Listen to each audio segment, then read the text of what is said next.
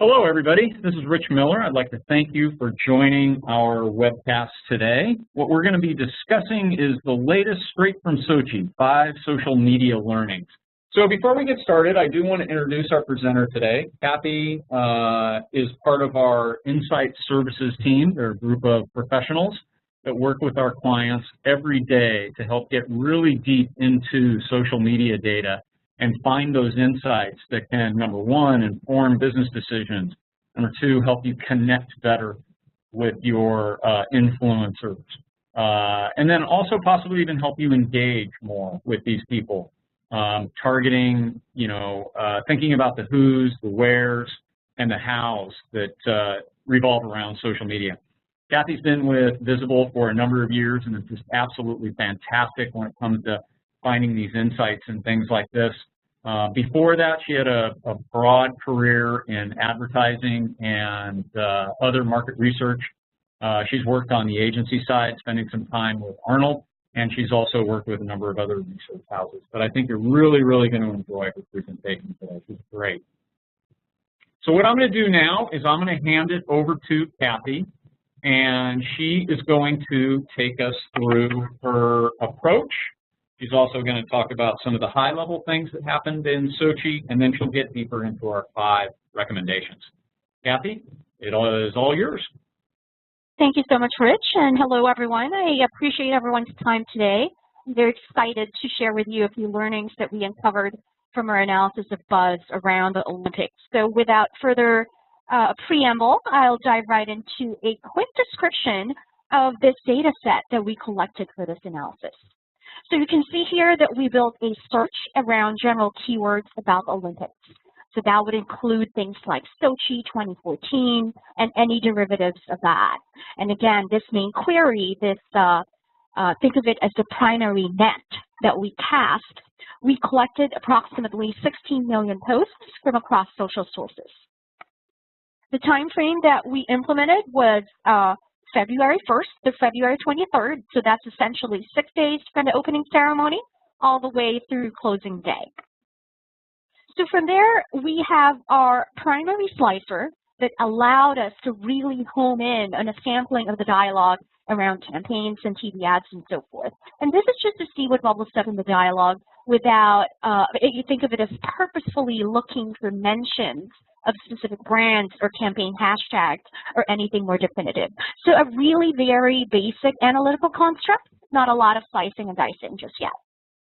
So we processed all of these documents within the Visible Intelligence platform and used the functionality in the tool, and that allowed us to analyze trends and sentiment and topics.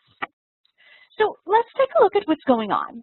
This is just, which you can see the conversation trend, and that is in the aggregate. So you see a very big spike during the opening ceremony, not incredibly surprising there, because there's a lot of this pent-up excitement leading up to the event. And this was sustained for a couple of days, then it dropped and plateaued for about a week and a half. From there, buzz picked up again, driven by topics surrounding hockey around the 20th and the 21st. Then it quickly dropped to plateau level before one final spike on closing day. So what is this telling us? Essentially, this is telling us that the highest attention is right at the opening ceremony. This is the Olympic high. This is, where there's a lot of excitement about everything. People are tuned in and they want to join in the buzz. Then from there they essentially start to drop off.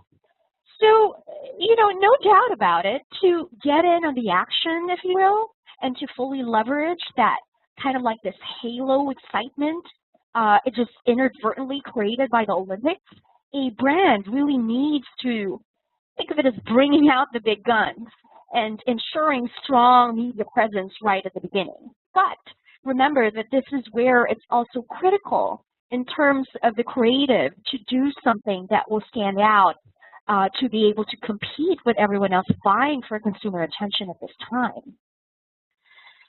And so when we overlay the dialogue with qualifying keywords for campaigns and trends, and again, keep in mind these are very brand agnostic keyword descriptors, you can see a very similar pattern in the level of buzz.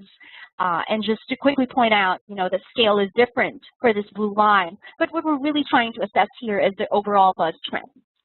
So Again, we see here that after the Olympic high, right at the opening ceremony, we see some little peaks here and there, but overall, volume lines there. Not just about control, but about ads and brand campaigns. Now, just to create a high-level hierarchy of topics, we essentially handpicked a few keywords that emerged from our analysis of that general Olympic search and measured the incidence of those keywords or topics within the dialogue. And what you're seeing here are 3 sets of index data, wherein for each set of keywords, the average incidence is assigned a value of 100.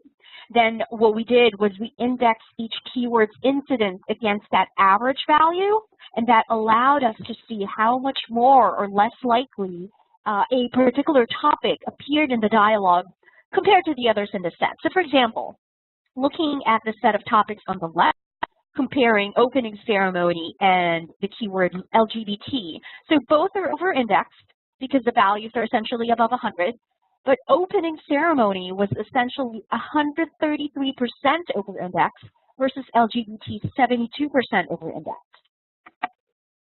Among specific sports events, we see hockey significantly over-indexing. Also curling and figure skating also over-indexed.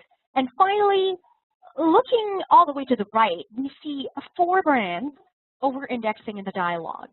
Now, if you see further down the list, you might be surprised to see P&G, with several bloggers assessed to be one of the most popular campaigns during the Olympics. It tracked 47% below the average incidence of these brands. But again, keep in mind that this specific data calculation excluded any unbranded campaign keywords like #ThankYouMom or #BecauseOfMom, which actually accounted for a huge percentage of overall P&G campaign discussion. So looking at this, it just begins to put things in context, just a high-level assessment of the ranking of these discussion attributes within the dialogue, but easily you can see how ads and campaigns are really key topics that engage people in social media. In fact, digging a little closer, we see people on Twitter as well as Facebook in real time saying how really, really good the ads are. In fact, even better than the Super Bowl. So what does this imply? That, the Olympics is, or perhaps it has been evolving into another platform or another avenue for some of the best ads and best brand campaigns in the industry. So very much like the Super Bowl, but on a global scale. The creative, which typically will have, some relevance to the Olympics, it's essentially inexorably intertwined with the show. So when an Olympic TV spot comes on, it's perhaps no longer always the cue to get up and grab another beer from the fridge. It's not a commercial break. It's essentially part of the program. And there's a lot of expectations for brands to, sort of fulfill this entertainment value, quality entertainment with those spots. And this, you can imagine, to be both a blessing and a challenge. So we explore the data, both quantitatively, qualitatively. I ran a lot of numbers, we read a lot of posts, and today I'll share with you in a nutshell the 5 key marketing learnings that emerged from our analysis. And these are, first, bold moves the needle. Personas trump entities. Promos, they're not dead, and they're really critical to one's social media strategy. 4, it's important to come up with something relevant, but blatantly contrived associations. These generate criticism. And lastly, I'll talk about the sin of omission. So I'll jump right into case analysis number 1, how bold moves move the needle. So let's review what happened. So huge backlash around Sochi, Russia's anti-gay laws. The law essentially mandates fines for anyone who speaks in defense of gay rights or saying gay relationships are equal to heterosexual relationships, and doing this, talking about this in front of minors. Suffice to say, promoters of gender equality were quite displeased, and in no time at all, the public turned their disapproval towards major sponsors like Coke and McDonald's and, asking them to, pull out of their sponsorships. So psychologically, we see that there is a level of transference that occurred from the root of the issue, Sochi, Russia, and their laws, to the sponsors of the games. McDonald's, in fact, asked people to celebrate by sending cheers to Sochi using the hashtag. And this campaign hashtag, as reports denoted, it was essentially hijacked. So supporters of LGBT community started using the hashtag, but not to send cheers to athletes, rather, to call for boycotting Sochi, boycotting the games and the brands. Why? Because these brands are deemed to be not standing up to equality for gay rights, and instead they are keeping quiet, simply continuing with their planned campaigns without openly acknowledging that there's a controversy that's brewing. Coke in particular appeared to have been a primary target of criticism. So it seemed to have started out with their TV spot, which aired during the Super Bowl with America the Beautiful sung in multiple languages. So America ang maganda, and that translation is actually in Filipino, one of the languages used in that ad, in my own personal native tongue. So some really didn't like what the ad implied, and they thought, it couldn't be less American, and a debate essentially ensued in social media. But regardless of all that, Coke essentially decided to stick to its guns and air an even longer 90-second version of that same ad during the Olympics. And again, some were not too happy about that. But it's also important to point out that Coke actually integrated of a gay couple skating with their daughter in the TV spot in this new version. So we see Coke subtly responding to that backlash against their brand. But the brand didn't seem to emerge from that negativity, maybe because their spot was, already controversial to begin with. So while all of that is happening in Coke's end, this situation, if you will, it created the perfect platform for other brands to communicate a stand and, emerge as a hero in the midst of crisis. Google immediately released a homepage doodle showing athletes in rainbow colors. So no words associated with this, but their message is clear.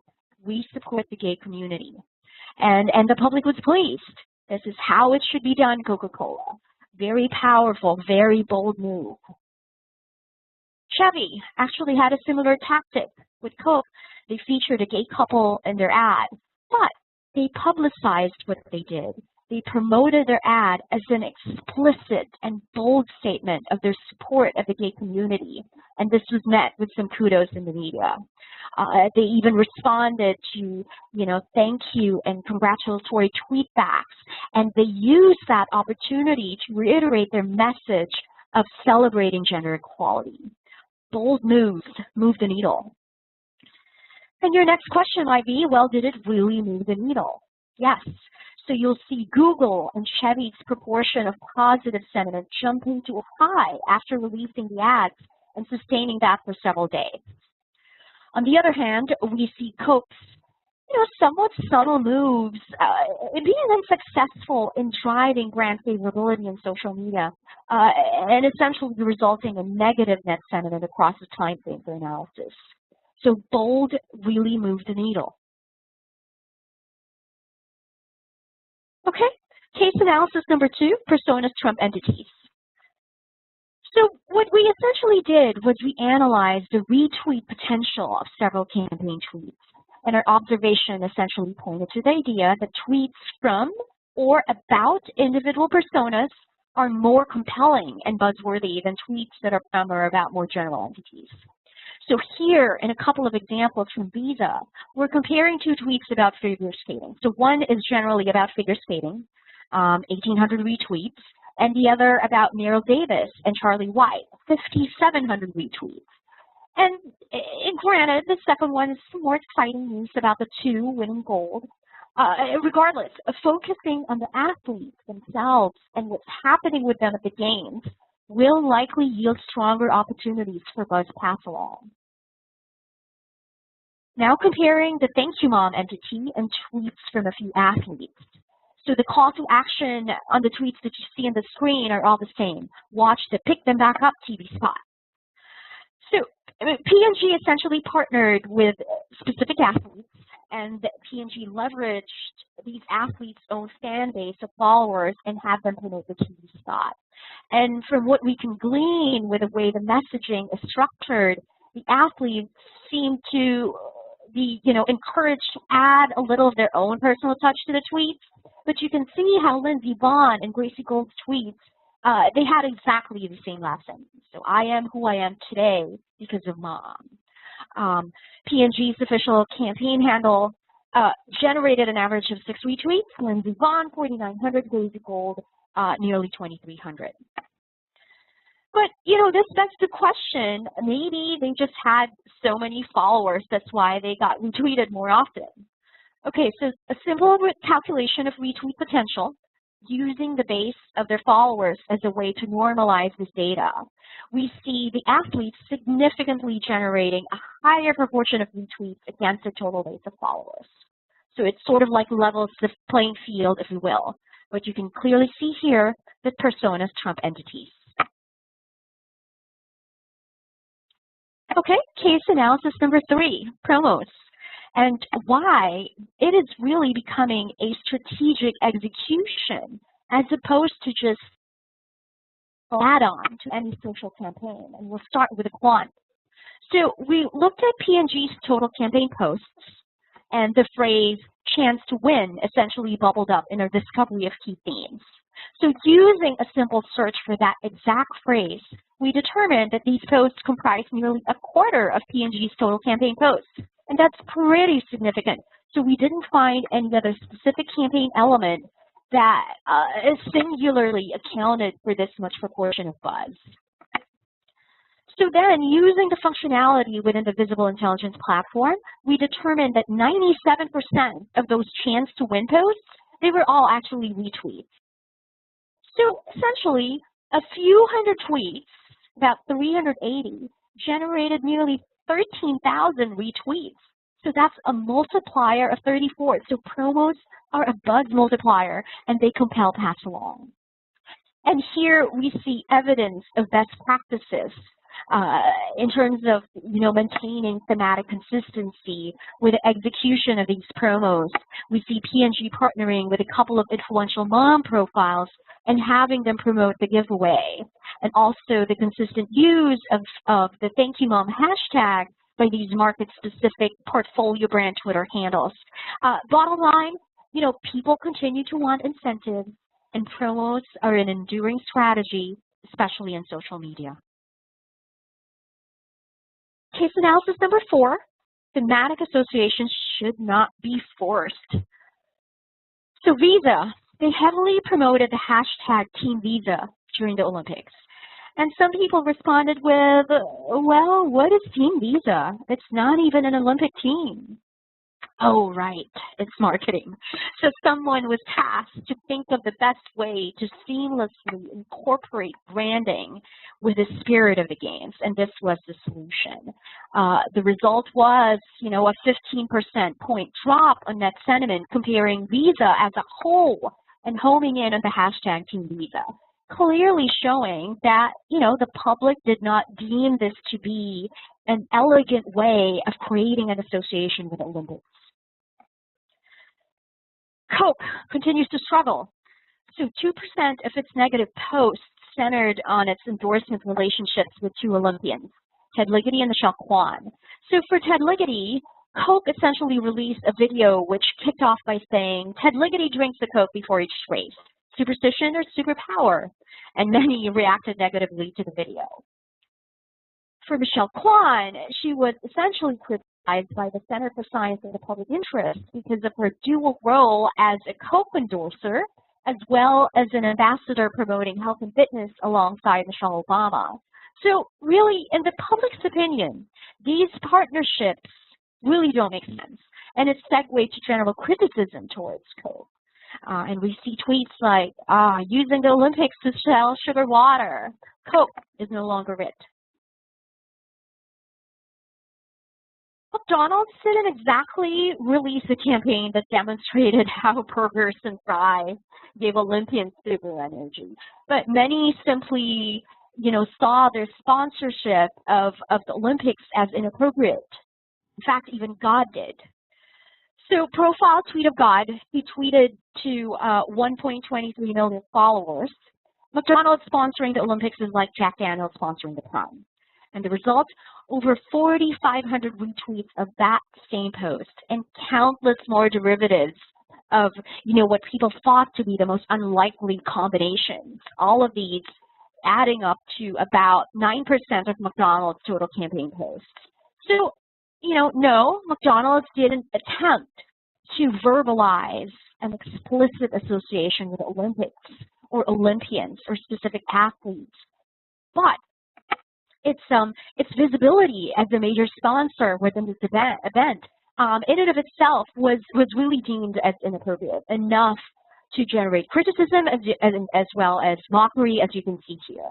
So, thinking about really the possible implications of your branding efforts and your event sponsorships, and first and foremost, asking the question, what is really the foundation or platform for your brand communication efforts? What are the explicit values and tenets that the event stands for, and how will the public react to this association?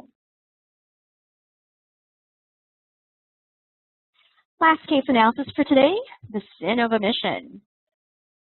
So, without a doubt, P&G's Thank You Mom campaign continued to garner success in the media. So this is the third Olympics that they have maintained this theme. The TV spot in particular generated quite a bit of favorable commentaries, particularly on Facebook.